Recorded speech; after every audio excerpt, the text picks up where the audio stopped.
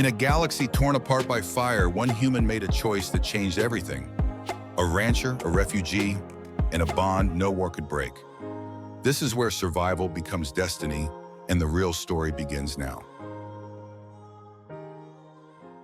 The towers of Elysium City that had always shone like polished silver in the evening light, symmetrical, pristine, a symbol of Nebulan sophistication. But tonight the skyline writhed in fire. Whole districts burned like pyres, sending black smoke clawing up into the battered twilight. The once floating plazas crackled with ruptured energy conduits, and debris rained like dying stars through the haze. Loria Thandril had never heard silence like this. Silence broken only by distant explosions and the dull rhythmic thunder of Scythian war engines rolling across the valley. Her silver-blue skin, usually glowing with a soft Nebulan luminescence, was dulled by soot. Her once immaculate braids hung loose, tangled by falling ash and fear. "Mother, they're coming," her eldest daughter whispered. Mora, 16, beautiful in the ethereal Nebulan way. High cheekbones, luminous blue eyes, hair shimmering like spun starlight, gripped her mother's arm. Behind her, 14-year-old Orella trembled uncontrollably. Talon, 15, tried to suppress his own terror, straightening his narrow shoulders, pretending to be the man of the family when the world was ending around them. Just yesterday, Loria had stood atop her balcony overlooking the city, sipping crystal-filtered wine at a diplomatic luncheon. She had smiled and bowed with perfect etiquette. She had accepted compliments about her children's academic achievements and her hosting skills. She had been Lady Thandril, respected, admired, flawlessly, poised. Today she was a refugee running barefoot over broken marble tiles, clutching her 3 children as their society collapsed. "Stay close," she whispered, forcing her voice not to break. "We need to reach the evacuation zone, if it even still existed." Another boom shook the plaza. A wall collapsed behind them, sending a wave of heat rolling forward. Orella shrieked and stumbled. Loria pulled her upright, choking on dust, heart pounding. Everywhere she looked, Nebulans. Her people lay injured, crying, running aimlessly. The graceful, dignified collective had become a scene of raw panic. They weren't built for war. They weren't trained for chaos. They had believed themselves untouchable, shielded by diplomatic treaties and technological superiority. Tonight, the Scythians had stripped those illusions bare. Loria forced her children forward, dodging toppled statues and falling metal beams. Her boots, once symbols of wealth and fashion, were torn and soaked with ash. Every step sent pain shooting up her calves. Her mind raced. The spaceport had been bombed. The emergency shelters had been targeted first. Long-range communications were cut off. Every escape route collapsed faster than she could think. A piercing mechanical hum sliced through the air. Scythian scout craft. Too close. Down, Loria hissed, pushing her children behind a cracked pillar. But she was too slow. One of the insectoid soldiers dropped from its hovering skimmer, landing with a thud that shook the tiles. Its segmented mandibles clicked as its black, multifaceted eyes scanned the debris. It spotted her. In 3 strides, it was on her. A clawed hand grabbed her arm, squeezing hard enough she thought her bone would snap. She cried out instinctively, pulling back, but the creature yanked her forward. Orella screamed. Talon lunged, but the alien backhanded him effortlessly. The Scythian raised its pulse blade. Loria braced for pain. A gunshot cracked through the plaza. The Scythian's skull exploded in a spray of dark fluid. Its body collapsed at her feet. A vehicle roared in from the smoke, a massive battered Earth-made truck barreling through rubble like a beast unleashed. Headlights flared through the dust. Then the truck drifted, yes, drifted, through the broken plaza tiles, spinning sideways with practiced control. It screeched to a stop inches from them. A door slammed open. A human stood there. Not one of the polished ambassadors Loria had met at galas, all smooth suits and diplomatic smiles. No, this one was raw power and weathered lines, a man forged by sun war and work. Short blonde hair plastered with sweat and dust, stubble across a strong jaw. Broad shoulders beneath a reinforced work shirt and tactical vest. His eyes, gray like storm clouds over steel, were sharp, calculating, and terribly alive. He aimed a rifle past her shoulder, covering the plaza with fluid, deadly precision. Then he barked, "Get in my truck, right now." Loria froze. She had spoken to humans before. She had dined with their governors, negotiated with their envoys, admired their passion for innovation. But she had never been shouted at by one.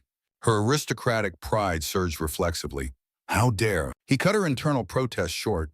Lady, you've got 30 seconds before more of those bastards crawl around that corner. Move. As if summoned by his words, a Scythian shriek echoed down the burning boulevard. Mora tugged her sleeve. Mother, please. Loria clenched her teeth, grabbed her children, and pushed them into the truck bed. She climbed in after them. The human slammed the door, floored the accelerator, and the truck roared back into motion. Bullets and pulse shots whizzed behind them as they sped through the ruins. The city blurred into streaks of flame and shadow. Hold on, he shouted, voice booming through the open rear window. The truck jolted violently, leaping over shattered pavement. Arella clung to Loria's waist, sobbing. Talon tried to shield his sisters, failing, but trying anyway. Loria lifted her head enough to look behind them. Her world, Elysium City, the center of Nebulan elegance, culture status, vanished in the smoke. Towers she once danced beneath collapsed like dying giants. The plazas where she hosted diplomatic gatherings lay in smoldering ruins. Everything she had been was gone. Where are you taking us? She shouted through the window. Somewhere safe, the human replied without looking back. Name's Jack Harmon. Got a farm 60 miles out. Scythians don't bother with rural areas. Loria swallowed hard. I am Lady Thandril of House. Don't care, Jack cut in. Right now you're folks who needed a ride. The dismissal stung deeper than she expected. Not even the Scythian grasp on her arm had pierced so sharply. But there was no time to be offended. The truck rattled out of the city into the fractured outskirts, and then out toward the darkening countryside. The silence outside became thicker, the night cooler, the danger momentarily distant. Loria pressed her children close, trying to calm the tremors still shaking her own hands. Her mind raced, trying to piece together the shattered remains of her life. Diplomatic titles, wealth, luxury, such things felt stupidly irrelevant now. Jack's voice broke through her spiraling thoughts. You all right back there? Loria blinked, surprised by the gentler tone. No, she answered honestly, but I'm alive. He nodded once, as if that was the only answer that mattered. The roads turned from cracked asphalt to dirt, weaving through dense forests. Moonlight flickered through leaves overhead, like fleeting hope. Eventually, a clearing opened, a sturdy farmhouse with several outbuildings, fences, and fields stretching into shadow. Jack parked and stepped out. Come on, he said softer than before. Let's get your kids inside. The porch light flickered on warm, golden, impossibly normal after the nightmare they'd survived. Loria stared at it. At him. At the impossible fact that a human stranger had risked everything to save them. And somewhere deep in her chest, beneath fear and exhaustion and loss, a tiny spark of something unfamiliar flickered. Trust. The farmhouse smelled of old wood-clean soap and something warm simmering in the air. Nothing like the sterile, perfumed halls of Nebulan architecture.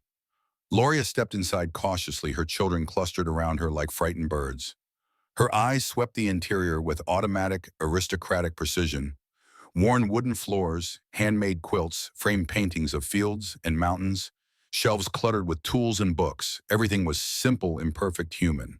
It felt disarmingly alive. Jack kicked off his boots near the door, sparing the Nebulan family a glance to see if they followed. They didn't. Their stiff postures and elegant soot-smudged clothes made them look like misplaced royalty in a peasant cabin. You folks hungry? He asked, already walking toward the kitchen.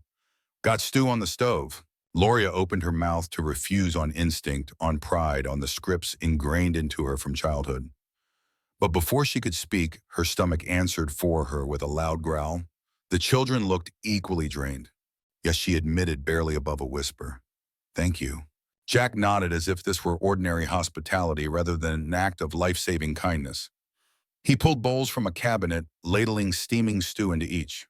Loria gathered her daughters onto a worn sofa, brushing ash from their hair. It's only temporary, she whispered. We'll contact the Nebulan embassy as soon as possible. Talon, sitting rigid by the fireplace, scowled. How do humans live in a place like this? Quite happily, Jack's voice called from the kitchen, startling them. A lot more honestly than in those fancy towers you folks built. Loria stiffened. Our lifestyle was earned through generations of service. Sure it was. Jack walked in, handing plates to each of them. Eat up. You'll feel better with something warm in your stomach. She took the bowl reluctantly. The stew was thick, fragrant, hearty, something she had seen humans enjoy at diplomatic banquets, but had never tasted. She lifted a spoonful to her lips. It was good, too good for how simple it looked. Her daughters devoured theirs quickly. Talon tried to be dignified, but gave in after a single bite. Jack leaned against the wall, arms folded, watching, assessing. What happens tomorrow, Mora asked between mouthfuls. Work, Jack said matter-of-factly. Work starts at dawn on a farm. Loria's spoon froze midair. Work, we are guests. You're survivors, Jack corrected. And everybody on this farm pulls their weight, including me. Her jaw tightened. Humans and Nebulans have different expectations about... You're on a human ranch now, Jack cut in calmly. You follow human rules. A flash of indignation lit her blue eyes, but she held her tongue barely. Her children watched the exchange, silently absorbing every nuance. When the meal ended, Jack led them to a small guest room. Cozy, cramped, furnished with patchwork blankets and hand-carved furniture. Loria didn't love it, but her exhausted body welcomed the softness of the mattress. She kissed her daughters goodnight, tucked them in, then sat on the edge of the bed, staring at the flickering lamplight on the wall. The house creaked with settling wood. Wind rustled the trees outside. Somewhere in the distance, a cow lowed. Everything felt alien. Everything except the feeling that her world would never be the same again. Up. The deep voice cut through her dreams. Loria blinked awake to see Jack Harmon standing in the doorway, backlit by faint morning light. He held a mug of something steaming. He was already dressed, boots laced, vest buckled, jaw shadowed with morning stubble. It's barely morning, she protested, pulling the quilt closer. Sun's up in 20 minutes, he replied. Breakfast is on the table. Work clothes are in the hall closet. They probably won't fit perfect, but they'll do. He started to turn away, then added, Your boy's already up. That startled her faster than any alarm. By the time she dressed and stepped into the kitchen, she found Talon sitting rigidly at the table wearing a human flannel shirt and jeans so big they practically swallowed him. He looked equal parts ashamed and offended. He says we have to work, Talon muttered in Nebulan. I told him who we are. He laughed. Jack set a plate of eggs and toast in front of Loria. He spoke without looking at either of them.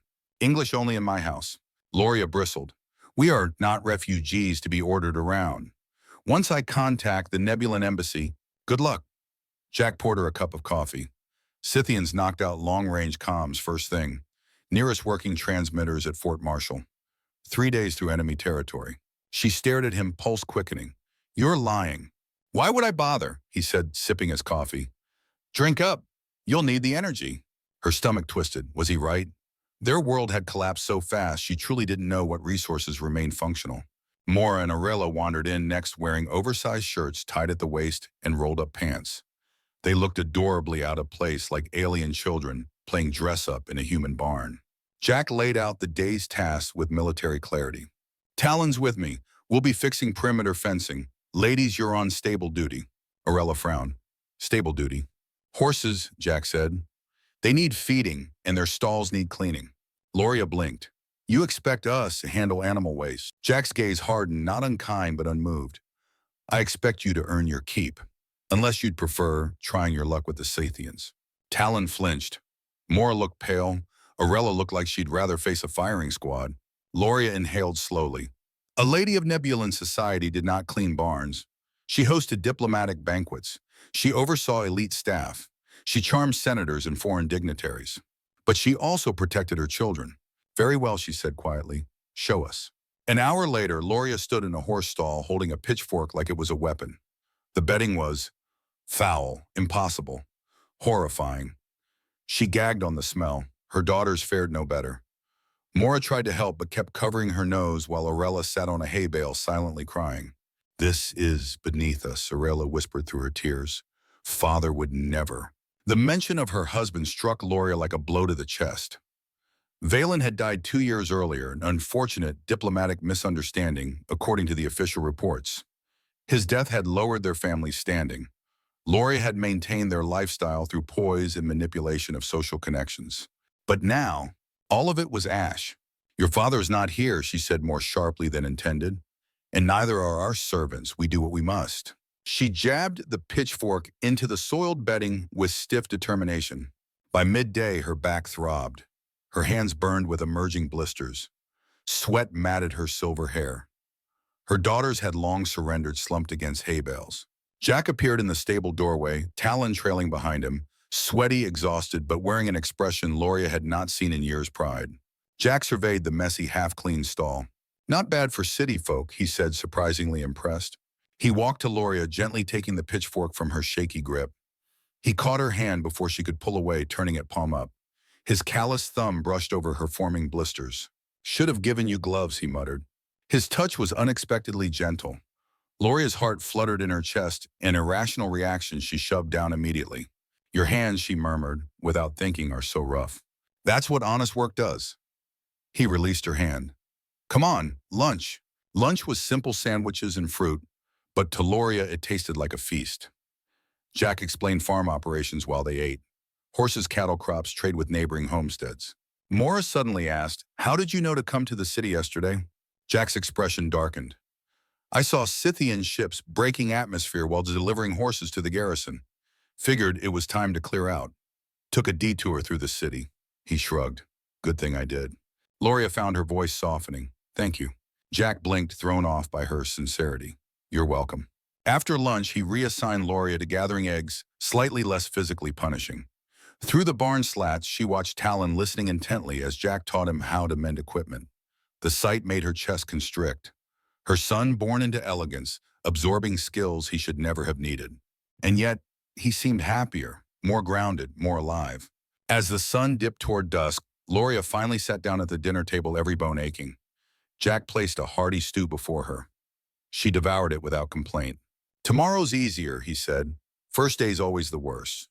Arella asked, "Do humans really live like this every day?" Jack's laugh was warm, genuine. "Some of us do." Loria corrected automatically. "Nebulan society is merit-based, not aristocratic." "Uh-huh," Jack replied skeptically. "And what exactly did you do to merit all that luxury?" She opened her mouth. Closed it again. What had she done, Rilla? Jack smirked, not cruelly but knowingly. "Thought so." Loria felt a strange emotion rising, shame, discomfort, and something like hunger. Not for food, for something real. She met his gaze. For the first time, his gray eyes didn't feel hostile. They felt like a challenge, one she wasn't sure she could ignore. The days that followed blended into a rhythm Loria had never imagined herself capable of living. Dawn came early on Jack's farm, often before the sky had fully shaken off the last tints of violet. The air was crisp, the fields quiet except for waking birds and the distant lowing of cattle. And every morning without fail, Jack rapped on the guest room door or called from the hallway. "Rise and shine. Work waits for no one." At first, Loria bristled at the routine. Nebulans valued punctuality, but not this relentless, sun-driven grind. Yet each morning she found herself rising a little faster, complaining, a little less, learning the rhythm of human labor. She discovered the small satisfaction of completing a task with her own hands, feeding the chickens, collecting eggs, sweeping the barn. "I'll clean." She even began to understand the subtle language of the farm animals, the twitch of an ear, the stamping of hooves, the way the horses greeted Jack with soft nickers whenever he approached. Her daughters changed too, though, in their own ways. Mora displayed surprising precision with tools and machinery, always eager to understand the inner workings of Earth-made devices. Orilla, once the most fragile and dependent, took to caring for the chickens with a kind of methodical devotion, whispering to them in soft Nebulan, as if soothing frightened children. Talon's transformation was the most striking. The boy who once sneered at manual labor now shadowed Jack, anxiously following him like a determined apprentice. Jack, for his part, gave him the hard jobs without hesitation. Post-hole digging equipment, hauling fence repair. Talon complained, groaned, cursed in Nebulan under his breath. But each evening, Loria saw a quiet pride in her son's posture as he returned from the fields beside Jack. One afternoon, Loria paused while gathering eggs and watched them through the open barn door. Jack knelt beside a piece of broken fence wire, explaining the mechanics of tension and reinforcement, his hands moving with steady assurance. Talon listened with total attention, brow furrowed, mirroring Jack's movements. It struck her unexpectedly painfully her son looked more grounded, more himself than he had since before Valen's death. It was Jack, she realized with a jolt. Jack was giving her children something no Nebulan tutor, servant, or dignitary ever had: a sense of capability, a sense of belonging, a sense of real-world competence. And he was giving her something too. A challenge, a mirror, a lifeline she had not asked for but desperately needed. A week passed, then 10 days. By the end of the second week, Loria's hands were no longer soft. The blisters hardened into calluses. Her back hurt less each morning. She no longer recoiled at dirty work, she simply did it. and Jack noticed. One afternoon, as she hauled a bucket of feed across the barn, Jack watched her with an expression she couldn't quite decipher.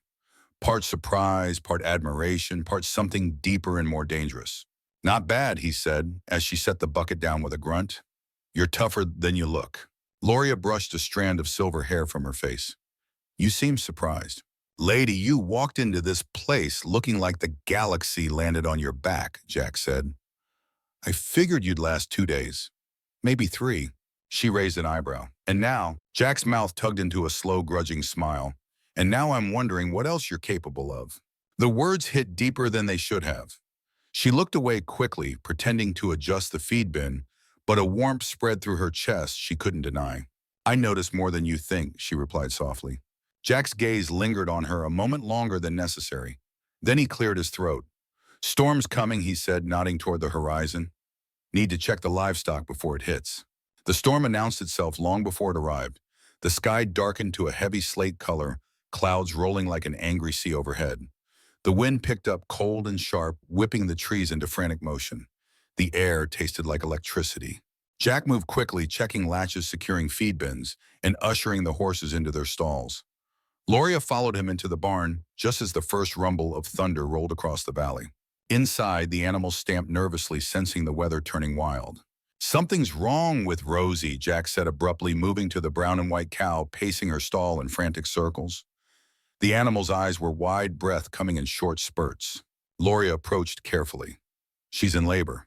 Jack nodded, jaw tightening. "First timer. Calf's positioned wrong." Another thunderclap shook the barn. The roof rattled. Gloria grabbed the stall door to steady herself. "What do you need?" she asked. Jack turned to her with a penetrating look. "I need to reposition the calf. It's messy, it's hard, and it takes strength. You sure you can handle it?" There was no hesitation. "I can help." Something flickered in Jack's expression. Respect, gratitude, something like trust. "Wash your hands and arms. Buckets there. Antiseptic soap beside it." The next 20 minutes felt like a battle fought in the half-light of the barn, the storm raging outside like a war drum. Gloria's arms ached from the effort. Rosie bellowed in pain. Thunder cracked overhead so violently the ground vibrated beneath them. Dust and hay shook loose from the rafters. "Don't stop," Jack said, voice steady despite the chaos. "If we stop, they both die." Gloria's breath came in ragged gasps. Her mind screamed at her to step back, to let someone else do this. But she stayed. She pushed through the fear, through the disgust, through the unfamiliar brutality of the task. And finally, the calf slid into Jack's waiting hands, slick and trembling alive. Gloria gasped, tears she didn't expect welling in her eyes. Rosie immediately began licking the newborn, lowing softly. "We did it," she whispered. Jack looked at her hair, damp with sweat and rain chest rising and falling with exertion. "You did good," he said quietly. "Really good." She felt that praise all the way down to her bones. Together they cleaned the stall, checked the mother and newborn, covered them with fresh bedding. The storm outside intensified, sheets of rain slamming into the barn doors. Wind roared through the trees like a beast. "We should wait it out," Jack said. "No sense getting soaked." He grabbed a clean horse blanket and spread it over a hay pile in the corner. Then he opened a small cabinet, pulling out a thermos and 2 tin cups. "Always keep supplies in the barn during calving season." He poured coffee, handing her a cup. Their fingers brushed. The spark of contact sent a tingling warmth straight up her arm. Gloria swallowed. "Thank you." Jack settled beside her, close enough that his shoulder brushed hers, close enough she could feel the heat of him in contrast to the chill of the storm. "Tell me about Nebula Prime," he said. Gloria smiled despite herself. "It's beautiful. The cities float among the clouds. Our architecture curves like flowing light, and our people are very formal." Fancy way of saying snob. She laughed, an honest, unrestrained laugh she couldn't remember making in months. "Yes, we were snobs." His gray eyes softened. "Not anymore." Thunder boomed overhead. Gloria jumped involuntarily, hand flying to Jack's arm. He tensed in surprise, then his hand came up, covering hers. "It's just thunder," he murmured. Neither moved away. The world shrank to the warm circle of lamplight, the sound of rain, the steady rise and fall of Jack's breathing beside her. The barn felt suspended in time, insulated from war and fear and everything that had torn her life apart. Jack leaned in first, but she met him halfway. The kiss was soft, at first hesitant, A question asked between two people who had been holding their breath for far too long. Then it deepened, warm and fierce and desperately alive. Loria felt her pulse roar in her ears louder than the storm. When they finally parted, her heart was pounding, her breath unsteady. Jack's voice was low. Didn't expect that. Neither did I, she whispered. The storm outside raged on, but inside the barn, something new, something fragile and powerful had begun. Something neither of them could ignore anymore. Loria woke late the next morning with a warmth in her chest she hadn't felt in years. The storm had passed, leaving the world washed clean and glittering in early morning sunlight. The air smelled of rain-soaked earth and wet hay. Her muscles ached from the night's ordeal, but in a strangely satisfying way, as if she'd done something meaningful, something real. Jack was waiting in the kitchen, already dressed for the day, coffee mug in hand. When she walked in, he met her gaze only briefly, but in that brief glance was a weight of unspoken understanding. A question, a promise, a shift. Before either could speak, the radio on the counter crackled with static. Then a thin, warbled voice broke through. Scythian patrol, sighted 8 to 10 miles east, moving west, searching. Jack's body tensed. His eyes snapped to Loria's sharp and alert soldier instincts, replacing the gentleness of a moment ago. We've got a problem. Loria's heart dropped. How close will they get? Too close. Jack set his mug down and grabbed his tactical vest. I need to show you something, all of you. He led them out to the back clearing, behind the barn, an area Loria had barely noticed until now. It was quiet, ringed with tall pines, morning light filtering through the branches. Jack knelt, sweeping aside leaves. A metal hatch gleamed beneath the dirt. He pressed his palm to a hidden scanner. With a soft hiss, the hatch unlocked.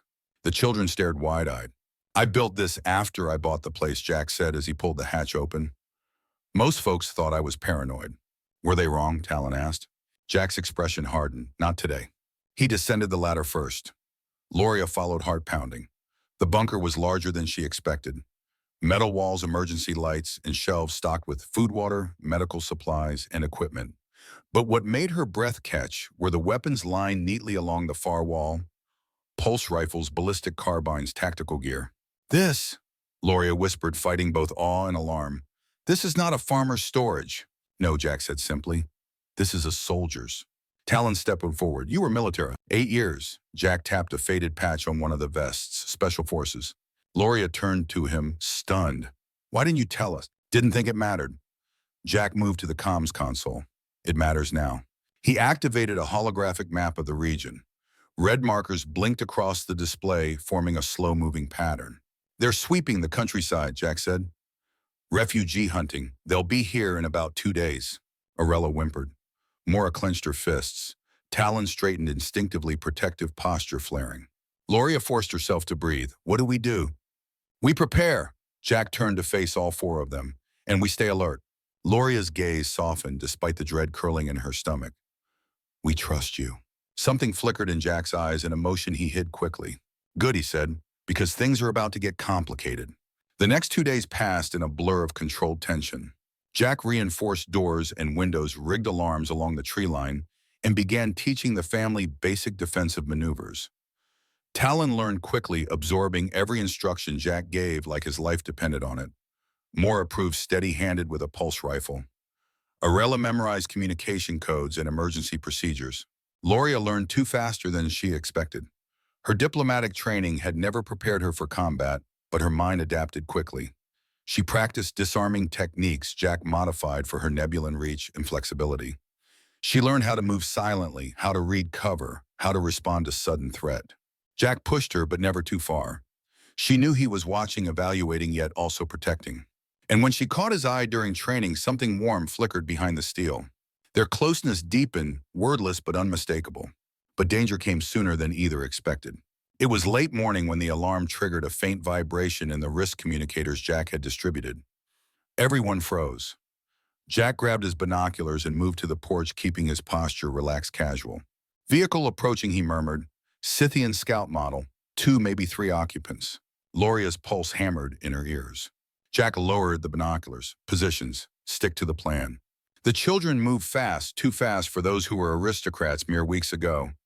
Mora slipped into the barn loft with her rifle. Talon took up position at the rear entrance. Arella hurried silently to the bunker's comm station. Loria stayed beside Jack on the porch as they'd rehearsed. She wore one of his loose shirts to conceal the small sidearm at her hip. Her role was simple play the visiting cousin, human enough, harmless enough. Jack leaned back in his porch chair, hands loose, posture relaxed, but his eyes were stone. The Scythian vehicle glided to a stop, insectoid engines humming ominously. Two tall chitin-armored creatures stepped out. Their elongated limbs clicked with each movement. One raised its translator. Human residence. This area is under Scythian protection. We search for fugitives. Jack tipped his hat lazily. Ain't seen any fugitives. Just me and my family. The Scythian's compound eyes shifted to Loria. The reflective surfaces captured her entire expression in fractured angles. This one is not human. Identification required. Loria stepped forward, feigning calm. From the southern indigo farms, mixed lineage, my coloration. The Scythian lifted a scanning device. Too close, too certain. Loria's pulse roared. If that scanner touched her, it would instantly flag Nebulan DNA. Jack's voice was quiet, sharp. Loria? She moved. Nebulan reflexes were fluid, precise in art form. She seized the scanning arm, twisted, and sent the device clattering across the dirt. The Scythian hissed in shock. The second Scythian reached for its weapon. Jack moved faster. One shot. Clean. Disabling. The creature crumpled with a shriek. The first lunged at Jack. A pulse blast cracked from the barn loft. Mora's aim was flawless. The Scythian staggered, screeching, collapsing in a tangled heap. Talon, Jack barked. Scrambler now. Talon sprinted out, tossing a compact device. Jack caught it one-handed, activated it, and threw it toward the Scythian vehicle. A pulse of energy rippled outward. The craft powered down, communications dead. Buy us a few hours, Jack said. Loria's heart raced. More will come. Yeah, Jack said grimly, which means we can't stay. He looked up at the house, the fields, the barn where they had kissed. Regret flickered in his eyes but didn't linger. Pack what you can carry, he said. We're heading for Fort Marshall. The next 20 minutes were a blur of urgency. They stuffed essentials, food, water, medical kits into bags. Jack disabled the Scythian vehicle completely. He tied the unconscious soldier securely inside the barn, refusing to kill it. We're not executioners, he said, even in war. Loria hesitated at the farmhouse door. She looked back, really looked. At the table where they had eaten, the barn where they had worked, the porch where Jack had taught her to breathe like a survivor. A part of her had come alive here. A part she wasn't sure she could leave behind. Jack stepped beside her, voice low. We'll come back. How can you be sure? Jack turned to her, lifting her chin gently with his finger. His gray eyes held a fierce certainty that stole her breath. Because humans don't give up what's theirs without a fight. He glanced at the children climbing into the truck. And this is mine now. The words should have offended her Nebulan sensibilities. Instead, they lit something bright and fierce inside her. Get in my truck, Jack said, softer this time, but stronger too. We've got a war to win. Loria took his outstretched hand, and together they drove toward the unknown. The first hour of the escape was silent, except for the steady hum of the truck's engine and the low rustle of wind against the windows. Loria sat in the passenger seat, her children huddled in the back, watching the familiar farmland fade into the distance. Every bump in the road felt like tearing away a piece of the fragile life they had started to rebuild. Jack drove with a soldier's focused jaw, clenched eyes scanning the tree line, hands steady on the wheel. The calm was deceptive. Loria could feel tension radiating from him like heat from a furnace. How far to Fort Marshall, she asked softly. If the road stayed clear, 2 days, he answered, though the tightness in his voice suggested he doubted they'd be that lucky. The forest thickened the farther they went, turning the afternoon light into shifting shards of gold and shadow. The isolation was both comforting and unnerving. No cities, no farms, no signs of civilians. Scythians had emptied the countryside with terrifying efficiency. As night approached, Jack veered onto an unmarked dirt trail. We camp here, he said, pulling the truck behind a thick stand of pines. Fire's too risky, we'll eat cold. The children didn't complain. They ate quietly, curled beneath blankets, exhausted from fear and travel. Talon sat closest to Jack, asking questions about patrol formations and tracking patterns with an eagerness that startled Loria. Jack answered, each one patiently, never talking down to him. Loria watched them with a strange mixture of pride and fear. Talon was growing stronger, yes, but also harder. Too fast, too soon. When the forest grew silent enough that even the wind seemed to hold its breath, Jack signaled bedtime. Loria lay awake longer than the children, listening to Jack's footsteps as he circled their makeshift camp-keeping watch. He paused near her for a moment, his voice low. Try to sleep. I won't let anything happen to you. She turned to him, the shadows hiding most of his face except the glint of his gray eyes. I know, she whispered. And she did. By mid-morning of the second day, Loria began to believe they might actually make it. The forest was dense and unmapped by the Scythians. Jack navigated it with a confidence that seemed instinctive, like the land itself whispered directions only he could hear. But the optimism shattered without warning. Jack slowed the truck, staring ahead with a sharp curse.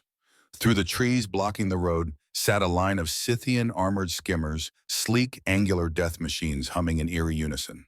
A blockade. They must have gotten reports from those scouts, Jack muttered. They're tightening the net. He reversed quickly, turning onto a barely visible track leading deeper into the woods. Branches scraped against the truck, the path almost too narrow to drive through. Hold on, he called as they hit an uneven ground. The truck lurched violently, bouncing over roots and fallen branches. Ahead, the terrain sloped sharply downward. Jack pushed the truck hard, letting momentum carry them into the thicker brush. But soon the forest grew too dense, the undergrowth too tangled. The truck groaned in protest as the wheels spun uselessly in soft earth. Jack slammed the wheel. Damn it, we go on foot. Loria's heart hammered. The children. We move fast, stay low, Jack said, already grabbing supplies. 2 miles east is an old hunting cabin. We can rest there, regroup. They descended from the truck, packs slung over shoulders, weapons drawn. The forest closed around them, the air heavy with damp moss and tension. Loria grabbed Talon's hand. He squeezed back, jaw tight with determination. They moved silently, Jack in the lead, every step deliberate. But the silence didn't last. The sharp mechanical whine of Scythian hovercraft cut through the canopy. Searchlights flicked between the trees. Voices chittered commands in harsh insectoid tones. They're tracking us, Talon whispered, fear flickering but held at bay by something fiercer resolve. Jack scanned the forest, calculating. They must have picked up the truck's heat signature. Change of plan. He turned to the family, his voice calm but urgent. We make our stand here. Loria felt cold bloom in her chest. Here, Jack, we can't. We can't outrun them, but we can outfight them. Mora lifted her pulse rifle with shaking but steady hands. Aurelia clutched a satchel of flash grenades Jack had given her. Talon stepped beside Jack, mirroring his defensive stance. Loria holstered her sidearm, meeting Jack's gaze. Tell us where you need us. Pride glinted in his eyes, not at their skill, but at their courage. Loria, you're with me, Jack said. Mora, high ground there. He pointed to a rocky outcrop. Aurelia, flash grenades ready. Talon on my right. We hold the line. The hovercraft descended. The first volley came fast, blue-white pulse fire slashing through the foliage. Jack pushed Loria behind a fallen log as he returned fire, dropping the first soldier. Mora struck 2 more with impeccable precision from her perch. Aurelia blinded another squad with a perfectly thrown flash grenade. Talon fought like someone twice his size, fear in his eyes, yes, but bravery burning hotter. But the Scythians kept coming, swarming, shrieking. Their chitin armor reflected the forest light like jagged mirrors. 3 broke through the trees at once, one lunging directly at Loria, its clawed limb wrapped around her hair, jerking her backward. She gasped, stumbling, its mandibles clicked open, the pulse blade igniting. Mother Talon screamed. Before Jack could reach them, Talon barreled into the Scythian with all the force his young body could muster. They tumbled across the ground. The alien struck him hard across the face, but Talon clung to its arm, wrenching it aside. Loria seized the opening. She drew her weapon and fired point-blank pulse energy exploding through the Scythian's thorax. The creature collapsed. Talon stared at her for a moment, eyes wide, breath ragged, but there was no fear in his expression. Only fierce, unyielding love. Loria pulled him into a brief, desperate embrace. You saved me. Before Talon could reply, another wave of Scythians burst from the trees. Jack fired relentlessly, shouting commands. Fall back, regroup. But their ammunition was running low. The Scythians were too many. The forest was too thick. Their strength was draining. And then gunfire erupted from the opposite direction. Not the shrill sound of Scythian weapons. Human fire. Accurate, devastating, relentless. Dozens of soldiers in advanced camouflage armor emerged from the trees, sweeping forward in a coordinated wave. Blue helmets glinted in the dim forest light, the insignia of Fort Marshall elite units painted across their armor. The Scythians fell in rapid succession. Jack lowered his rifle slowly. A tall, broad-shouldered man stepped through the smoke visor, retracting to reveal a grizzled face. Harmony grunted. Figures you'd be knee-deep in trouble. Jack let out a breath that was half laugh, half exhaustion. Captain Reynolds. Colonel now, the newcomer corrected dryly. And you're lucky we picked up the firefight on sensors. Reynolds eyed Loria and her children with a soldier's practiced scrutiny. Refugees. Jack shook his head with quiet conviction. Family. Reynolds didn't argue. Fort Marshall is secure. We're extracting you immediately. Loria exhaled, shaky, overwhelmed, relieved beyond words. Jack touched her shoulder gently. You all right? She nodded, eyes stinging. I am now. Together, they followed the soldiers through the forest towards safety, leaving behind the wreckage of their desperate stand. The war was far from over. But for the first time in days, Loria felt something stronger than fear. Hope. Spring arrived slowly that year, as if uncertain whether the shattered world deserved beauty again. But when it finally came, it transformed everything. The fields around Jack's farm rippled with tender green shoots, wildflowers climbed fearlessly along old fence posts, and the air carried the comforting smell of new earth. Loria stood on the farmhouse porch, watching the morning sun spill across the land like liquid gold. The soft breeze brushed her silver-blue cheeks, warming skin that had once only known the filtered, climate-controlled breezes of nebula-inspired cities. Now she preferred this raw, imperfect alive. Down in the field, Jack and Talon worked side by side. Jack was teaching him how to operate a new tractor, sleek silver, and surprisingly advanced for rustic farm equipment. A gift from the military, a thank you for Jack's service in the liberation effort. Talon listened intently, eyes bright, movements confident. He had grown taller in the last 6 months. Stronger, too. Not just in body, but in spirit. Loria pressed a hand to her heart, pride swelling there. She could barely recognize the boy he had been in Elysium City, fearful, uncertain, struggling, under the expectations of a collapsed society. Here he had become something more, someone real. Mother, a voice called from behind her. Loria turned to see Mora stepping out of the house, balancing a tray of cool drinks. At 18, she had blossomed with remarkable speed, graceful, poised, but grounded in a way no Nebulan Academy could have taught her. She wore simple work pants and a loose shirt, hair braided back, eyes bright with purpose. The Hendersons will be here for dinner, Mora reminded her. Mrs. Henderson wants your recipe for Nebulan spice bread. Loria laughed softly. I still don't understand why humans like it. It's very strong. Humans like strong flavors. Mora shrugged. Jack says it has character. Loria smiled warmly at the mention of his name. Tell Orella to pick extra herbs. The garden will be full after last night's rain. She's already out there, Mora said, rolling her eyes affectionately. She named 3 of the new seedlings. Of course she did. Mora carried the drinks toward the field. Loria watched her go, marveling at how seamlessly her children had woven themselves into this life, this human life. It hadn't been easy, not at first, but the farm had given them something the Nebulan Collective never had space to breathe, to grow, to be flawed without fear. A gentle flutter stirred in her lower abdomen. Loria placed her hand there instinctively, a warm affection spreading through her chest. The child moved again, stronger this time. Her heart ached with joy. A half-human, half-Nebulan child. A miracle. The first of its kind. She still remembered the shock on the doctor's face at Fort Marshall when she first received the news. The mixture of science wonder and mild panic. The questions. The tests. The disbelief. And then Jack's reactions, simple, quiet, and steady. He had taken her hands in his thumb, brushing over her knuckles in a gesture so gentle, it nearly broke her composure. We'll figure this out. Together. Those words had been the anchor she needed.